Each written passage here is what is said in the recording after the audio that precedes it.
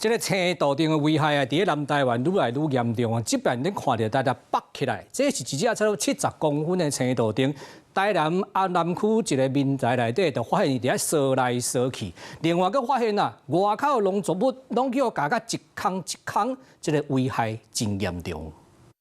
大只的青豆丁走入台南徛家厝，伊身长差不多70公分，就亲像细只恐龙才惊人。民众看到嘛拢惊个两脚。阿姨她就跑出来了，说有东西跑进去了。基本上我们从来没有看过这个东西啊，会吓到，而且它跑是非常的快。专家随将这只青豆丁抓起来，那这件代志就发生在咧台南安南区公学路二段附近。后面的那个电线杆那边，他不知道是受惊吓还是他突然间跑过来，然后一路就钻进这里面进去了。这只大只青豆丁来无张弛，去无消息，住户第一摆看到拢惊到要死。伊咪伫咧车库，夹在高手赶到位，真紧就给抓起来。抓了，好抓哦，抓了就爪子比较锋利而已，爪子比较利啊。哦，就爪。然后它的尾巴就是它的武器啊。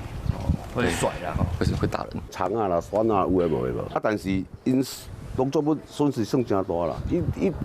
伊直拢是讲是怎出来食诶，啊，嘛有可能讲是即个物件有受了细只。当地里面特别反响，农作物无事无备就捡出去，本正叫是鸟鼠客的，如今看到青豆丁，应该就是新食的。今年度我们台南市政府移除历列性22,963只哈，那移除的数量较去年12000多只增加了1万多只。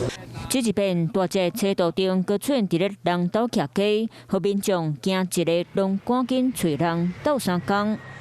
Hello， 我是雷亚，想要抢先掌握最及时的新闻资讯吗？赶快订阅、按赞、开启小铃铛，锁定华视新闻 YouTube 频道。